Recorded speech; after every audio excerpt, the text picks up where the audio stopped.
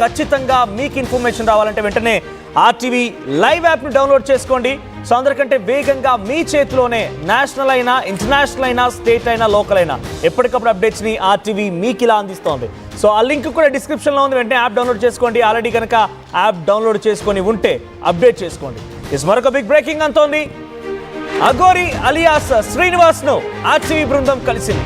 43 రోజులుగా చెంచల్గూడ జైల్లో ఉన్నటువంటి అఘోరితో ఆర్టీవీ బృందం భేటీ అయింది ఈరోజు. అయితే శ్రీవర్షిని కోసం కన్నీళ్లు పెట్టుకున్నట్టుగా తెలుస్తోంది. శ్రీవర్షిని బాగోగుల గురించి అడిగి తెలుసుకుంటోంది అఘోరి.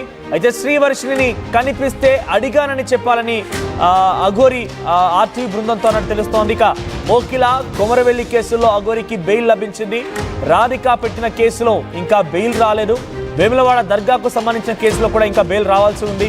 అయితే బెయిల్ ఇప్పించే స్తోమత నా తల్లిదండ్రులకు లేదు, అందుకే నేను ఇంకా జైల్లో ఉన్నాను, అమ్మా నాన్నలకు ఏం చేయలేకపోయాను అనేటువంటి ఒక బాధని అఘోరి వ్యక్తపరిచినట్టు తెలుస్తోంది అలియాస్ శ్రీనివాస్. సో శివయ్య కాళీమాతను నమ్ముకున్నాను అని చెప్తుంది శ్రీనివాస్.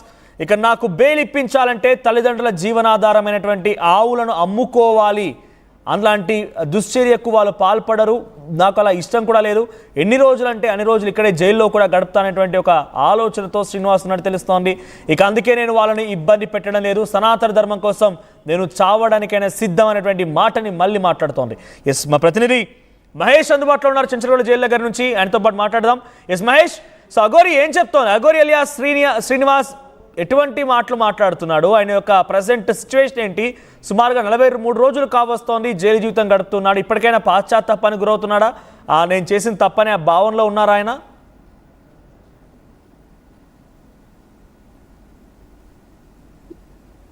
రైట్ మహేష్, వినిపిస్తోందా? Right, continue. అంటే అఘోరి ఇప్పటికైనా పాశ్చాత్తాపడుతున్నట్టు కనబడుతోందా? తన చేసిన తప్పును ఒప్పుకుంటోందా? ఖచ్చితంగా మనది ఇప్పటికే శివ విష్ణు బ్రహ్మ అఘోరి అలియాస్ శ్రీనివాస్ కూడా ఇప్పటికే 43 రోజులుగా జైలు జీవితాన్ని గడుపుతున్నారు. అంటే గతంలో ఉన్నటువంటి కేసుల్లో భాగంగా 2 కేసుల్లో బెయిల్ వచ్చింది. దానికి సంబంధించి 2 కేసుల్లో ఇప్పటి వరకు బెయిల్ రాలేదు అని చెప్పి ఇప్పటికే 43 రోజులుగా ఈ యొక్క జైలు జీవితాన్ని గడుపుతున్నా అని చెప్పి అఘోరి అలియాస్ శ్రీనివాస్ కూడా చెప్తున్న పరిస్థితి. పోయి ఒక అఘోరిని కలవగానే శ్రీవర్షిని ఎలా ఉంది ఏంటి అని చెప్పి ఆరా తీసిన పరిస్థితి, కన్నింటి పర్వతమైన పరిస్థితి. ఎందుకంటే గతంలో ఇద్దరు కలిసి తిరిగిన సంబంధాలను బట్టి చూసుకున్నట్టయితే ఎలా ఉంది అని చెప్పి ప్రధానంగా అక్కడ కంటతడి పెట్టిన పరిస్థితి ఉంది. అంటే శ్రీవర్షిని ఎక్కడుంది ఏంటి అని చెప్పి ఆరా తీస్తుంది. ఇక్కడున్న పరిస్థితిని బట్టి చూస్తుంటే గత 43 రోజులుగా జైల్లోనే ఉంటున్నాను, నేను ఎటువంటి డబ్బులు పెట్టి అడ్వకేట్ పెట్టలేదు, గవర్నమెంట్ పీపీ ద్వారా ఈ 2 బెయిల్ కూడా వచ్చాయి, ఇంకా 2 బెయిల్ రావాల్సి ఉంది, దీనికి సంబంధించి మా తల్లిదండ్రులకు స్తోమత లేదు నాకు బెయిల్ తీసుకురావడానికి అని చెప్పి ప్రధానంగా చెప్పుకుంటూ కంటతడి పెట్టిన పరిస్థితి మనం చూస్తున్నాం. అంటే ఏది ఏమైనప్పటికీ ఎవరైనా ములాఖాత్కి వస్తే నన్ను ఎవరు కలవద్దు, నా దగ్గరికి రావద్దు అని చెప్పి ప్రధానంగా అఘోరి అలియాస్ శ్రీనివాస్ చెప్తున్న పరిస్థితి. ఎందుకంటే అక్కడ పరిస్థితి చూస్తుంటే గతంలో ఉన్నటువంటి కేసులలో 4 కేసులు గాను 2 కేసులకు బెయిల్ వచ్చింది, ఇంకా 2 కేసులు బెయిల్ రావాలి. అంటే నా తల్లిదండ్రులకు నేను ప్రత్యక్షంగా ఆధ్యాత్మికంగా దైవ కార్యంలో తిరిగినప్పుడు నా తల్లిదండ్రులను పట్టించుకుని ఉంటే బాగుంటుండేది, మా తల్లిదండ్రుల పరిస్థితి ఉంటే అంత అగోత పరిస్థితి ఉంది. దానికి సంబంధించి ఇప్పుడు చూసుకున్నట్టయితే వారికి ఎటువంటి ఆర్థిక స్తోమత లేదు నన్ను బయటికి తీసుకురావడానికి చెప్పి ప్రధానంగా చెప్తున్న పరిస్థితి.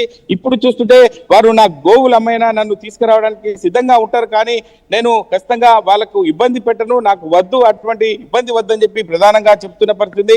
ఎందుకంటే అఘోరి తల్లిదండ్రులు మన గతంలో కూడా సెంట్రల్ జైలుకి వచ్చిన పరిస్థితిలో మనం చూసాం. వారు అక్షరాస్యులు కాదు నిరక్షరాస్యులుగా ఉన్నారు. వాళ్ళు వచ్చి ములాఖాతు కావడానికి వచ్చినప్పుడు కూడా చెప్పాను, నా దగ్గరికి మళ్ళీ రావద్దు, నేనే బయటికి వచ్చే పరిస్థితి, గవర్నమెంట్ పీపీ ద్వారా బయటికి వస్తాను తప్ప నా దగ్గరికి ఎవరు రావద్దు అని చెప్పి అఘోరి చెప్తున్న పరిస్థితి.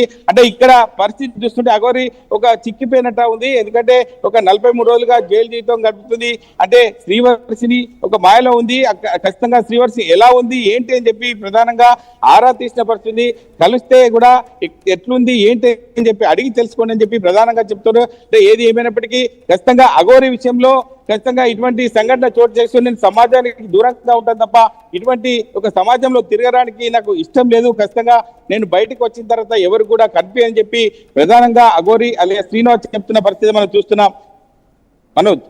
రైట్ మహేష్, అంటే తను ఏం చెప్తోంది? ఇప్పటికైనా నేను ఈ రకంగా చేయడం తప్పు, మోకిలాలో ఏదైతే 15 లక్షల రూపాయలు తీసుకున్నానని చెప్పి ఆరోపణలు ఎదుర్కొన్నారా, కేసులో బెయిల్ వచ్చింది, ఓకే, అంబేద్కర్ని కూడా దూషించింది, ఎవరు అడ్డు చెప్పినా కూడా అడ్డు చెప్పిన వారందరినీ దూషించుకుంటూ వచ్చింది, పోలీసులపైన తిరగబడింది. ఒక అమ్మాయిని కూడా ఆల్రెడీ గతంలో రాధిక అనే ఒక అమ్మాయిని పెళ్లి చేసుకున్నాను అని చెప్పి కూడా రాధిక చెప్తా